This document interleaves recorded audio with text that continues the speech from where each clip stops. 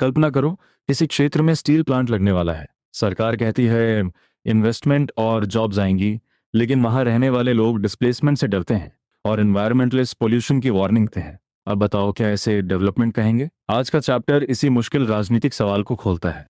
और यही बात चैप्टर को सिर्फ इकोनॉमिक्स नहीं, राजनीतिक साइंस बनाती है। आजादी के बाद लक्ष्य केवल प्रोडक्शन बढ़ाना नहीं था, सभी सिटीजन्स का वेलबींग, इकोनॉमिक ग्रोथ और सोशल जस्टिस भी जरूरी थे। लेकिन किस रास्ते से ये गोल्स मिलेंगे, इस पर अग्रीमेंट से ज्यादा डिबेट दिखाई देती है। चैप्टर के 4 बड़े गाइडिंग क्वेश्चंस याद रखिए। डेवलपमेंट को लेकर मुख्य चॉइसेस और डिबेट्स क्या थी, पहले 2 दशकों में कौन सी स्ट्रैटेजी अपनाई गई, उसकी अचीवमेंट्स और लिमिटेशंस क्या रही, और बाद के वर्षों में शुरुआती स्ट्रैटेजी से दूरी क्यों बनी। यही हमारा पूरा रोड मैप है। एक इम्पॉर्टेंट कॉन्टेक्स्ट भी है। नेशन बिल्डिंग और डेमोक्रेसी स्थापित करने के साथ इकोनॉमिक डेवलपमेंट तीसरी बड़ी चैलेंज थी।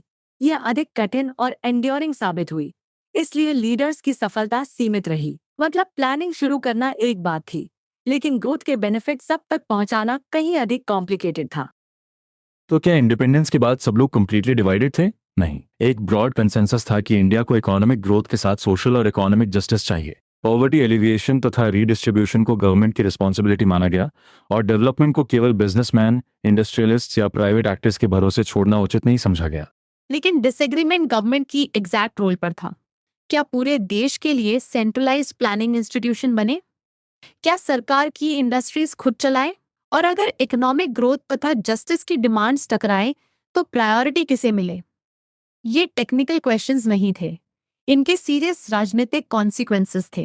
डेवलपमेंट शब्द भी न्यूट्रल नहीं है। इंडस्ट्रियलिस्ट के लिए स्टील प्लांट इन्वेस्टमेंट और प्रोडक्शन हो सकता है, अर्बन कंज्यूमर के लिए स्टील की अवेलेबिलिटी महत्वपूर्ण होगी, उसी रीजन में रहने वाले आदिवासी के लिए वही प्रोजेक्ट घर और लाइवलीहुड खोने का खतरा बन सकता है। इसलिए डेवलपमेंट के मीनिंग्स अलग अलग हैं। पहले दशक में वेस्ट को डेवलपमेंट का बेंचमार्क मानना कॉमन था। मॉडर्न बनने का अर्थ अक्सर इंडस्ट्रियलाइज्ड वेस्टर्न कंट्रीज जैसा बनना समझा गया। मॉडर्नाइजेशन को ग्रोथ, मटेरियल प्रोग्रेस और साइंटिफिक रैशनैलिटी से जोड़ा गया। साथ ही ट्रेडिशनल सोशल स्ट्रक्चर्स के ब्रेकडाउन तथा कैपिटलिज्म और लिबरलिज्म के राइज की कल्पना की गई। इंडिपेंडेंस के समय ब्रॉडली दो मॉडर्न डेवलपमेंट मॉडल सामने थे। पहला यूरोप और यूएस से जुड़ा लिबरल कैपिटलिस्ट मॉडल और दूसरा यूएसएसआर का सोशलिस्ट मॉडल। कम्युनिस्ट और सोशलिस्ट पार्टीज के नेताओं के साथ कांग्रेस के भीतर नेहरू जैसे कई लीडर्स सोवियत मॉडल से प्रभावित थे। अमेरिकन स्टाइल कैपिटलिज्म के समर्थक कम थे। यहाँ लेफ्ट और राइट की टर्मिनोलॉजी क्लियर कर लेते हैं। लेफ्ट आमतौर पर इकोनॉमी पर स्टेट कंट्रोल और फ्री कंपटीशन के बजाय रेगुलेशन पसंद करता है। राइट मार्केट इकोनॉमी तथा फ्री कंपटीशन को प्रोग्रेस का मुख्य इंजन मानता है और अननेसेसरी गवर्नमेंट इंटरवेंशन का विरोध करता है। एग्जाम में यही बेसिक डिस्टिंक्शन लिखना है। फिर भी लिबरल से पूरी कहानी नहीं समझ आती। नेशनल मूवमेंट से निकला कॉन्सेंसस ये था कि फ्री इंडिया की इकोनॉमिक प्रायोरिटीज कॉलोनियल गवर्नमेंट के नैरो कमर्शियल इंटरेस्ट जैसी नहीं हो सकती। असली डिबेट ये बनी कि पहले रैपिड इंडस्ट्रियलाइजेशन हो या एग्रीकल्चर, रूरल पॉवर्टी और एग्री डेवलपमेंट को प्रायोरिटी दी जाए। इन डिफरेंसेस के बावजूद प्लानिंग पर काफी सपोर्ट था। गवर्नमेंट को डेवलपमेंट का डिजाइन तैयार करना था। मार्च 1950 में प्लानिंग कमीशन एक simple government of India resolution से बनाया गया। यह कॉन्स्टिट्यूशनल बॉडी नहीं था, बल्कि एडवाइजरी बॉडी था। रेकमेंडेशंस तभी इफेक्टिव होती थी जब यूनियन कैबिनेट उन्हें अप्रूव करती थी। प्लानिंग कमीशन के ऑब्जेक्टिव सोशल जस्टिस से जुड़े थे। फोकस एडिक्वेट लाइवलीहुड, कम्युनिटी के मटेरियल रिसोर्सेज का कॉमन गुड के लिए डिस्ट्रीब्यूशन और वेल्थ तथा मींस ऑफ प्रोडक्शन की हार्मफुल कॉन्सेंट्रेशन रोकने पर था।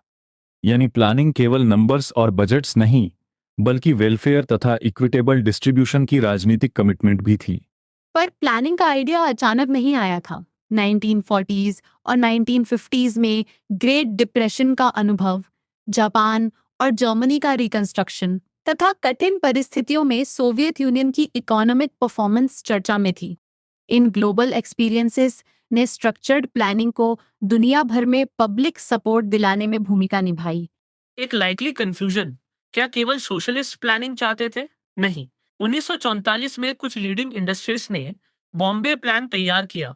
उसने प्लान्ड इकोनॉमी और इंडस्ट्रियल इन्वेस्टमेंट में मेजर स्टेट इनिशिएटिव्स का समर्थन किया। इसलिए इंडिया में लेफ्ट से राइट तक प्लानिंग को ब्रॉडली प्रैक्टिकल चॉइस माना गया। प्लानिंग कमीशन ने यूएसएसआर की तरह 5 ईयर प्लान्स चुने। बेसिक आइडिया था कि गवर्नमेंट अगले 5 वर्षों की इनकम और एक्सपेंडिचर का फ्रेमवर्क बनाए। बजट में रूटीन ईयरली स्पेंडिंग को नॉन प्लान और लॉन्ग टर्म प्रायोरिटीज वाली स्पेंडिंग को प्लान कैटेगरी में रखा गया, जिससे लार्जर पिक्चर पर इंटरवेंशन संभव हुआ।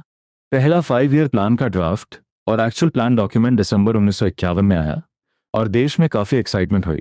Academics, journalists, farmers, industrialists, politicians तथा पब्लिक और प्राइवेट सेक्टर एम्प्लॉयज ने इसे डिस्कस किया। प्लानिंग कोई बंद कमरे की एक्सरसाइज नहीं रही, ये पब्लिक डिबेट का विषय बनी।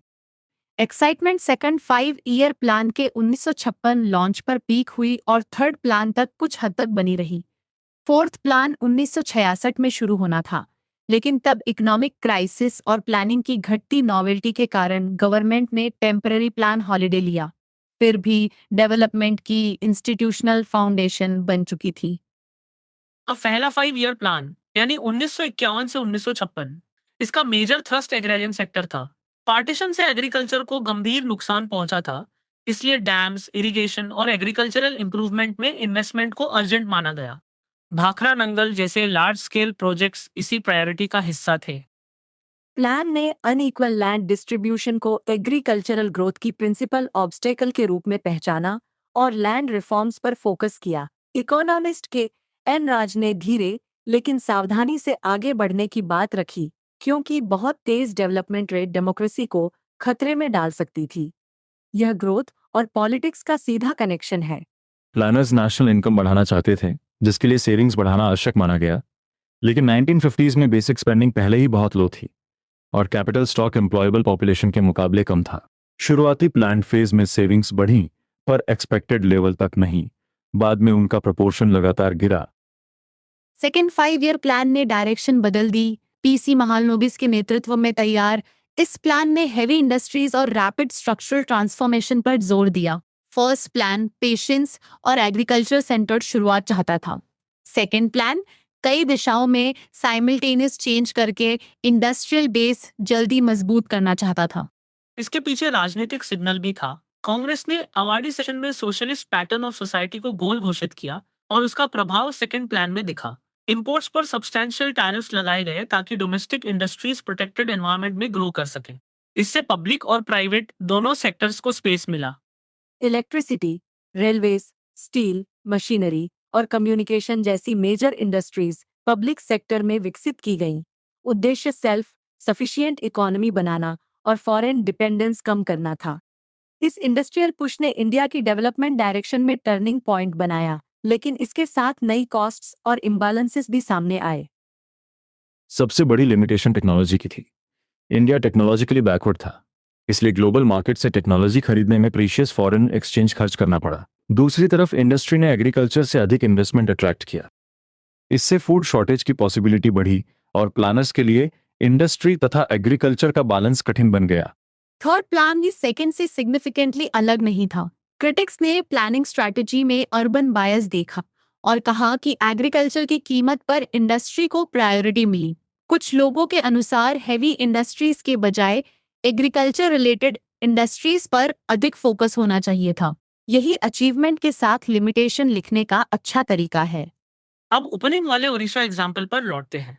स्टेट गवर्नमेंट आयरन और डिमांड से कैपिटल इन्वेस्टमेंट और एम्प्लॉयमेंट चाहती थी। डोमेस्टिक और इंटरनेशनल स्टील मेकर्स के साथ MOUs हुए, लेकिन प्रिडोमिनेटली ट्राइबल रीजन्स के रेसिडेंट्स को डिस्प्लेसमेंट तथा लाइवलीहुड लॉस का डर था, जबकि एनवायरमेंटलिस्ट इकोलॉजिकल डिग्रेडेशन को लेकर चिंतित थे। सेंट्रल गवर्नमेंट को चिंता थी कि इंडस्ट्री रोकने से इन्वेस्टमेंट डिस्करेज होगा, इसलिए कॉन्फ्लिक्ट केवल जॉब्स वर्सेस एनवायरनमेंट नहीं था। इसमें state growth, national investment, tribal rights, homes, livelihoods और फ्यूचर इकोलॉजिकल कॉस्ट सभी शामिल थे। मुख्य प्रश्न यही है, आखिर किसकी नीड को पूरे ओडिशा की नीड कहा जाए? क्या माइनिंग एक्सपर्ट, इकोनॉमिस्ट या एनवायरमेंटलिस्ट अकेले फाइनल आंसर दे सकता है? चैप्टर कहता है नहीं।